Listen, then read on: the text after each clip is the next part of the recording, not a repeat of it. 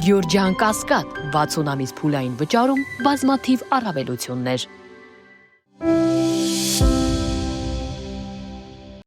ԱՄՆ նախագահ Դոնալդ Թրամփը True Social-ում հայտարարել է, որ Իրանի հոգևոր առաջնորդ Ալի Խամենեին սպանվել է։ Նա նշել է, որ դա արդարադատություն է Իրանի ժողովրդի եւ Իրանի քաղաքականության հետևանքով տուժածների համար։ Թրամփի խոսքով գործողությունն իրականացվել է ամերիկա-իսրայելական համագործակցությամբ եւ Իրանի անվտանգության կառույցների որոշ ներկայացուցիչներ արդեն պատրաստ են դադարեցնել դիմադրությունը, ակնկալելով անձեռնմխելիություն։ Նա նաեւ հայտարարել է, որ ռազմական գործողությունները կշարունակվեն այնքան ժամանակ, որքան անհրաժեշտ է տարածաշրջանում խաղաղություն հաստատելու համար։ Ամերիկայի նախագահ Թրամփը նախազգուշացրել է Իրանին, որ պատրաստվում է հարձակումների նոր ալիքի։ Թեհրանը հայտարարեց, որ պատրաստվում է շատ ուժգին հարված հասցնել։ Ավելի լավ է նրանք դա չանեն, որովհետև եթե անեն, մենք նրանց կհարվածենք այնպիսի ուժով, ինչպիսին նախկինում նրանք չեն տեսել, գրել է Թրամփը True Social սոցիալական ցանցում։ Հիշեցնենք, կիրակի գիշեր իրանական պետական հեռուստատեսությունը հայտարարեց գերագույն առաջնորդ Ալի Խամենեիի մահվան մասին։ Իրանական պետական հեռուստատեսությունը հայտնել է, որ Հորմուզի նեղուցը հատելու փորձի ժամանակ իրանական հրթիռի կողմից խոցված տանկերը խորտակվել է։ Ավելի վաղ Իրանը հայտարարել էր նեղուցի փակման մասին։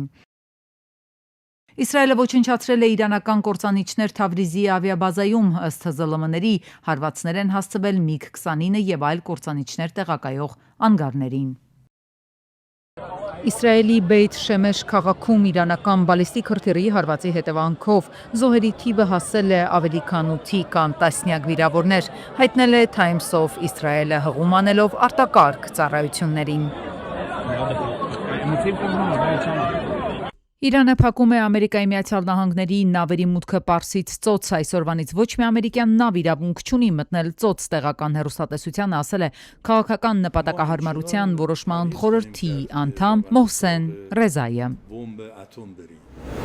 Նիկոլ Փաշինյանի գլխավորությամբ տեղի է ունեցել անվտանգության խորհրդի նիստ, որին մասնակցել են նաև Հանրապետության նախագահ Խաչատուրյանը եւ Ազգային ժողովի նախագահ Սիմոնյանը եւ այլ բարձրաստիճան պաշտոնյաներ։ Արտաքին հետախուզության ծառայության պետ Քրիստինե Գրիգորյանը ներկայացրել է զեկույց Իրանի շուրջ եւ Մերձավոր Արևելքում տեղի ունեցող զարգացումների վերաբերյալ։ Անվտանգության խորհրդի քարտուղար Արմեն Գրիգորյանը զեկուցել է միջգերատեսչական աշխատանքային խմբի գործունեության մասին։ Նիստի արդյունքներով վարչապետը տվել է հանձնարարականներ, իսկ մասնակիցները ցավակցություն են հայտնել զոհերի կապակցությամբ եւ ընդգծել խաղաղության շուտափույթ հաստատման կարեւորությունը։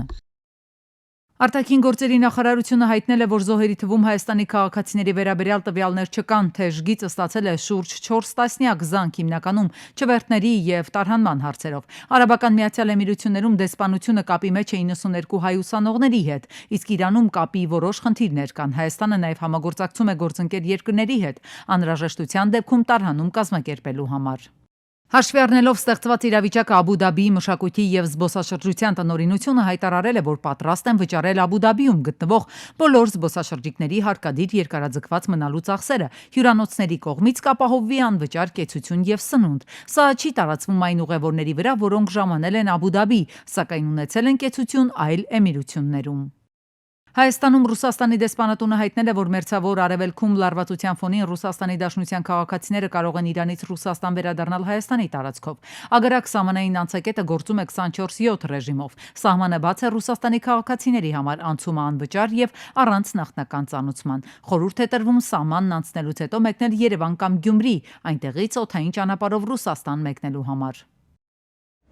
Խորհրդային միության փլուզումից հետո առաջին անգամ 10 օր առաջ ադրբեջանցիները Հայաստան ոտք դրեցին, հատելով ցամաքային սահմանը։ Խաղաղության կամուրջ գցող հայ փորձագետների հետ հանդիպման էին նրանք եկել։ Եկանք իրանցով, որովհետև առայժմ միայն այդ հատվածով է անցել Հայաստան-Ադրբեջան սահմանազատում գծումը։ Այստեղ են տեղադրվել, ինչպես Նիկոլ Փաշինյանն էր ասում, Հայաստանի անկախության սյուները։ Այստեղ ու վերջ, սահմանազատում սահմանագծում Տավուշից հետո չկա, գործընթացը կանգ է առել։ Պատասխանատու պաշտոնյաներն առանց կոնկրետ ժամկետներ հստակեցնելու պարբերաբար միայն հայտարարում են, թե ուր որը պրոցեսը կշարունակվի, նոր հատվածներում կզատենք ու կգծենք մեր սահմանները։ Եվ հիմա արդեն օդում տարբեր ժամկետներ կան կախված առաջիկա ամիս, տարվա առաջին եռամսյակ, մինչև ապրիլ, հնարավորինս շուտ ու այսպես շարունակ։ Ինչ որ հարցերում մենք ենք շտապում, ինչ որ հարցերում ադրբեջանական կողմն է շտապում, բայց գործընթացը, որը շարունակվում է եւ ես կարծում եմ, որ մոտակա ապագայում մենք նաև ինչ որ մի մաս նույնպես կսահմանազատենք, հա, եւ կունենանք այն դրական հաճելի ստացված իրավիճակը, որը որ ունենք իրանցի մասում։ Թե կոնկրետ որ հատվածում է հաջորդը ստեղծվելու դրական հաճելի ստացված իրավիճակ, ինչպես խորհրդարանի խոսնակն էր ձևակերպել ճեպազրույցում, Սիմոնյանը ավելի ուշ ասաց, չի կարող հստակեցնել։ Հստակեցում չեղավ նաև հայ եւ ադրբեջանցի փորձագետների վերջին շփումներից հետո։ Քաղաքասարակության ներկայացուցիչները միայն տեղեկացրին, թե իրենց սահմանափակ գործառույթների շրջանակում այս հարցը եւս քննարկման առել են։ Առաջիկայում էլ համանախագահներ Գրիգորյանի ու Մուստաֆայևի գլխավորած հանձնաժողովում հանդիպում է լինելու, երբ այս հարցը դարձյալ պատասխան չունեցավ։ Միայն գեոլիտիկ տվյալ 2 ամիս առաջ կազմը Հայաստանում էր, հիմա հավանաբար ադրբեջանական տարածքում կլինի։ Առաջիկայում նախատեսվում է նաև երկու երկրների սահմանազատման հանձնաժողովների հանդիպում։ Իսկ փորձագիտական համայնքում համոզված են առայժմ միակ հայ-ադրբեջանական սահմանազատման գծմանն Ալիևը համաձայնել էր, որովհետև իրեն ձեռնտու էր Հայաստանի վերահսկողության ներքո գտնվող տարածքները պետք է հանձնվեին։ Հիմա երբ հերթն իրենցն է, երբ հնարավոր է սահմանազատմամբ, սահմանագծմամբ իրենք պետք է մեզնից բռնազավթված հողերը վերադարձնեն, մասնագետն ասում է Ադրբեջանից պետք չէ մեծ ոգևորություն ակնկալել։ Ալիևը ժամանակ շահելու համար ամեն կերպ գործընթացը դեռ կձգի, հաշիվներ ունի Բաքվի բռնապետը։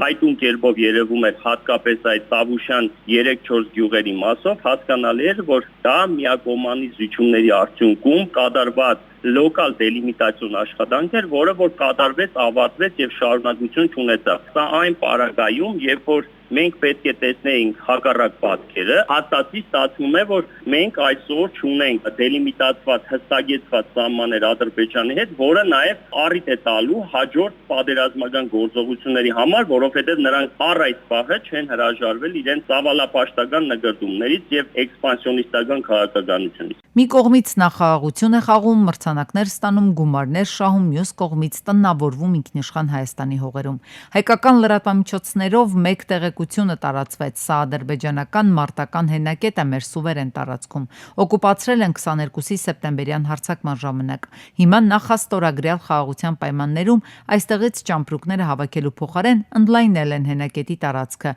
նոր խրամատներ կառուցել, բետոնապատ ինժեներական կառույց ստեղծել։ Սա դերևս երկար տարիներ անգամ կարող է տեղի չունենա, բայց պայմանավորեցնում եմ նաև մինչև հունիսի 7-ի ընտրությունները, գուցե այն պահանջը, որը այս պահին առաջնահերթություն է, այն է սահմանադրության փոփոխությունը, դրա կատարումից հետո նոր մենք ականատես դառնանք սահմանազատման եւ սահմանագծման աշխատանքների։ Այսինքն Ալիևն իր հերթական պարտավորությունը վերածում է հերթական նախապայմանի հերթական առուծախի։ Իդեպ նա մինչև օրս այդպես էլ գոնե մեկ անգամ ուղիղ տեքստով չի ասել, որ ճանաչում է Հայաստանի տարածքային ամբողջականությունը, հստակ թվերով, քառակուսի կիլոմետրերով։ Սար ու ձոր է ընկել, հին ու նոր հիշել։ ՀԱՊԿ-ի հետ հարաբերությունները սառեցրած Հայաստանը, որ վերջին մի քանի տարիների ընթացքում մերժում է մասնակցությունը տարբեր ձևաչափերով անցկացվող ՀԱՊԿ նիստերին, օրակարգում ընդգրկվող փաստաթղթերին երբեմն հավանություն է տալիս, չի նախատեսում եւ չի քննարկում Հայաստանից ռուսական 102-րդ բազայի դուրսբերումը։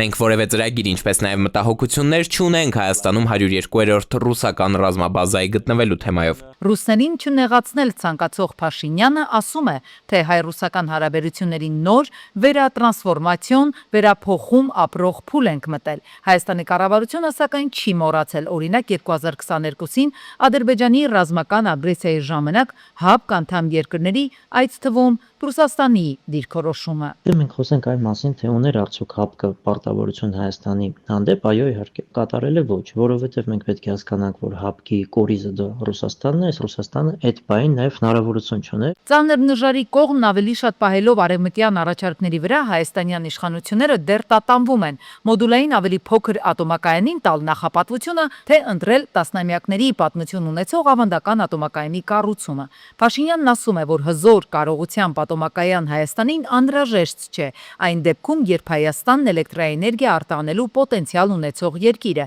Եվ Թուրքիան, եւ Ադրբեջանը, եւ նույնիսկ Եվրամիությունը տարիներ շարունակ պահանջում են Հայաստանի ատոմակայանի փակումը։ Վերջին տարիներին կարողացել ենք խորհրդային ժամանակից Հայաստանում կառուցված ատոմային էներգետիկայի կարողությունը կրկնակի դարձնել։ Հիմա մենք մեծ ատոմակայանի կարիք չունենք։ Մեր փորձագետների գնահատականներով մեզ անհրաժեշտ է ունենալ փոքր ատոմակայան։ Ահա թե ինչու մենք նախնական որոշում ենք կայացրել փոքր մոդուլային տիպի միջուկային ատոմակայան ենք ունենալու։ Մոսական ոչ մի կայան գետնի վրա, հողի վրա չկա կառուցված։ Հայացքը դեպի Եվրամիություն սևեռած Հայաստանի կառավարությունը մայիսին եվրոպացի բարձրաստիճան հյուրերի պետք է հյուրընկալի։ Երևանում եվրոպական քաղաքական համայնքի գագաթնաժողովն է անցկացվելու։ Իդեպ, Ադրբեջանից Վրաստանի սահմանով Հայաստան բենզին եւ դիզվառելիք ուղարկվող ու առևտուրանող Ալիևը մերժել է։ Չի մասնակցի Երևանում նախատեսվող այդ միջոցառմանը։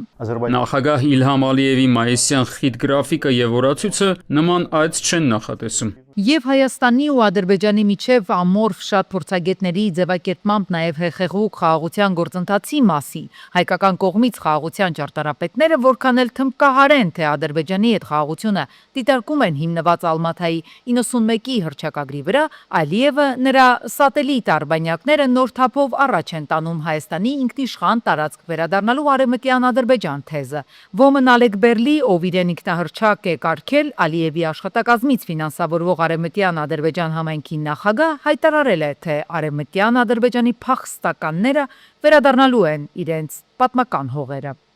Օկուպացված Արցախի Մարտունի քաղաքում Ալիևը հայերին թշնամի անվանելով ձևակերպել է. «Ոչնչացրինք թշնամու վերջին որջը, վրընդեցինք անջատողականներին եւ ստիպեցինք դատարանի առջև կանգնել»։ Ահա, այսպիսի խաղաղասեր է Ալիևը։ Վստահ եմ, որ հասարակությունը հավատում էր, որ թշնամու վերահսկողության տակ չի մնա ոչ մի թիզ հող, եւ մենք հասանք դրան։ Արդեն 2 տարուց ավելի է, ինչ վերահսկում ենք ամբողջ Ադրբեջան պետության ինքնիշխան տարածքը։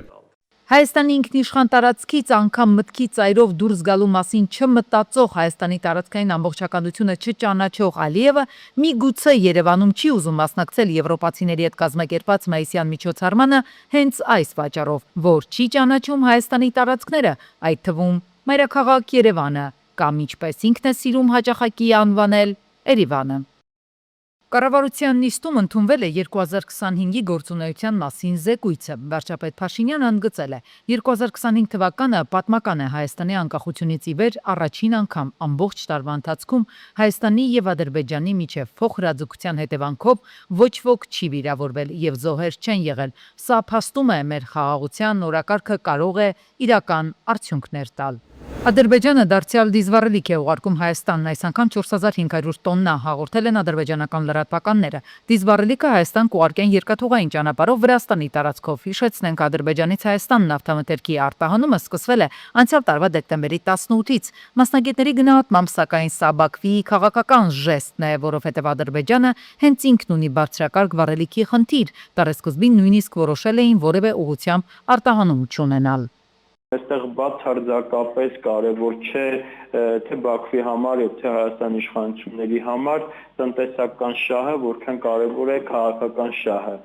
Ավելին այստեղ հիմնական նպատակը եւ հիմնական գործոնը տնտեսական փոխկապակցվածության խնդիրն է։ Հայաստանում կխստացվի ավտոմեքենաների գազաբալոնների տեխնիկական ստուգման պահանջը։ Կառավարության որոշմամբ մասնագիտացված լաբորատորիաներում դրանց ստուգման ու սերտիֆիկացման գործընթացը կտեսաձայնագրվի։ Լաբորատորիաները պետք է պահեն այդ ձայնագրությունները առնվազն կես տարի։ Անհրաժեշտության դեպքում դրանք կկարողանան ստուգել իրավապահ մարմինների ներկայացուցիչները։ Հիշեցնենք, 2025-ին Հայաստանում արձանագրվել է գազաբալոնով մեքենաների 5 պայթյուն։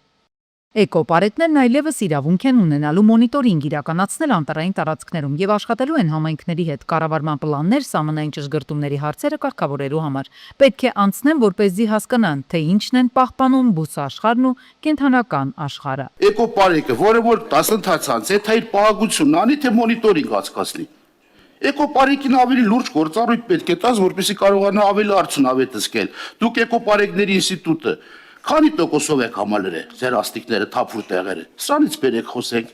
Բերեք կարևոր հարցերից խոսենք, որոնց ձեր առաջնային ծրագրերում էր։ Այս պահին 1176 հաստիքային միավորից աշխատում է 831-ը եւ թափուրա 345 հաստիք էկոպարեկային ծառայությունում։ Էկոպարեկային ծառայողի կողմից կենսաբազմազանության մոնիթորինգի իրականացման գործընթացին մասնակցությունը, ինչպես նաև տեղական ինքնակառավարման մարմինների հետ համագործակցությունը կամրագրվի օրենքով։ Շրջակա միջավայրի նախարարությունն ակնկալում է այս փոփոխությամբ առավել հարթ ու արդյունավետ դարձնել էկոպարեկային ծառայության աշխատանքը։ Կենսաբազմազանության մոնիթորինգներին մասնակցելու համար էկոպարեկային ծառայության աշխատակիցները հատուկ թրեյնինգներ կանցնեն։ Մոնիթորինգներ անցկացվելու են բնության հատուկ պահպանվող տարածքներում, անտառներում ամբողջ հանրապետությունով մեկ։ Էկոպարեկային ծառայությունը կանցնի թրեյնինգներ, կզինվեն համապատասխան միջոցներով, որոնք նաև միջազգային պրակտիկայում օգտագործվում են, օրինակ պլանշետների միջոցով համապատասխան ծրագրերի առկայության դեպքում կենդանուն կամ բույսին տեսնելու դեպքում, պահելով կենդանի բույսի վրա, ֆիքսում են դրա առկայությունը տվյալ տարածքում։ Մոնիթորինգ կիրականացվի նաև Սևանա լճում, որտեղ խնդիրները բազմաթիվ են, տարբեր բնույթի, իսկ դրանց լուծման համար անհրաժեշտ են ահռելի ֆինանսական միջոցներ։ Միայն կեղտաջրերի մաքրման կայանների կառուցումը 3 խոշոր համայնքներում պահանջում է $102 միլիոն ֆինանսական ներդրում։ Գավառի մաքրման կանոն մենք ձախողում չենք ունեցել։ Մենք դրա այդ փորձով սովորել ենք, որ հիմա պետք է ամբողջ շուկան ուսումնասիրենք, նաև միջազգային գործընկերներին, թե ովքեր պատրաստ կլինեն մասնակցել կեղտաջրերի մաքրման կառուցման ծրագրերին, երբ որ նման տենդեր մենք հայտարարենք եւ փառք Աստծո կան հետաքրքրված մարդիկ։ Էկոպարեկային ծառայության աշխատակիցների լիազորությունները գնալով ավելանում են։ Աշխատավարձերի հետ կապված կարծես խնդիրներ չկան էկոպարեկային ծառայությունում։ Աշխատակիցների վարձատրությունը բավականին բարձր է, ի տարբերություն Հայանտառ ՊՕԱԿ-ի աշխատակիցների աշխատավարձերի։ Հիմնական խնդիրներն իրաց ուսերին, էկոպարեկը իրաց վրա է գործառույթում, բարեկային ծառայությունը իրաց վրա է գործառույթում, երբեմն տեղին, երբեմն անտեղին։ Հայանտառ ՊՕԱԿ-ը շատ ծանր ֆինանսական վիճակում է եղել եւ տարիների ընթացքում Հայանտառ ՊՕԱԿ-ի ֆինանսական վիճակը շատ բարելավվել է եւ այս տարի միայն ձեռնարկատիրական եկամուտները գերազանցել են 2 միլիարդ դրամ։ Այսինքն ՊՕԱԿ-ը նոր գալիս է կարգավիճակի, որ կարողանանք նաև այս հարցերին անդրադառնանք եւ հասցեագրենք։ Էկոպարեկային ծառայության մասին օրենքում փոփոխություն եւ լրացումներ կատարելու մասին Հայաստանի Հանրապետության օրենքի նախագծի ընդունման կապակցությամբ Հայաստանի Հանրապետության պետական բյուջեի եկամուտների էական նվազեցում կամ ծախսերի ավելացում չի նախատեսվում։ Փետրվարի 25-ին Օփելը Իջևան-Սևան-Երևան ճանապարհին դուրս է եկել երթևեկելի գոտուց բախվել ծառերին։ Դրանցից մի քանիսը արմատախիլ արել եւ գողաշրջված հայտնվել ծառերի մեջ։ 19-ամյա Անդրանիկը տեղում մահացել է, իսկ 19-ամյա Սևակին ու 20-ամյա Սամվելին առաջին օգնության են հասել քաղաքացիները։ Օպերատիվորեն ժամանած Սևան բժշկական կենտրոնի շտապօգնության բժիշկների հերթապահ-խումբը։ Նրանք տեղափոխվել են Սևան բժշկական կենտրոն։ Վիրավորներին հիվանդանոց են ուղեկցել ներքին գործերի նախարարության ոստիկանության բարեկային ծառայության Գեղարքունիքի մարզի գումարտակի հրամանատարը Ալբերտ Մարտիրոսյանը եւ գումարտակի ծառայության ավագտեսուչ Արտակ Ասատերյանն։ Ժամանել են ոստիկանության բարեկային ծառայության Կոտայքի մարզի գումարտակի 2-րդ վաշտի առաջին դասակի բարեկները։ Մահացածը ծառայում էր Պաշտպանության նախարարության Էնզոնամասում Պաշտպան հայրենիաց ծրագրի մասնակիցներից էր։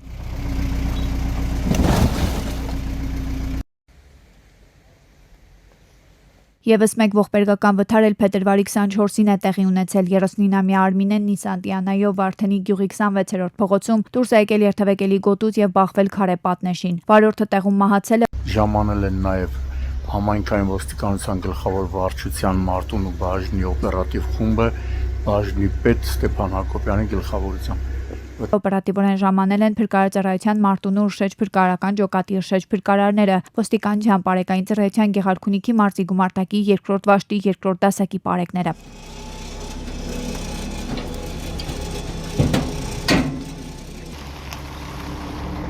Փետրվարի 24-ին Վարդենից Մարտունի ճանապարհին բախվել են ՎԱԶ 2104-ը եւ ՎԱԶ 21099։ Վարորդները եւ մեկ ուղևոր վնասվածքներով տեղափոխվել են Վարդենից բժշկական կենտրոն։ Ժամանել են ոստիկանության բարեկային ծառայության Գեղարքունիքի մարզի գումարտակի 2-րդ վաշտի 3-րդ դասակի բարեկները։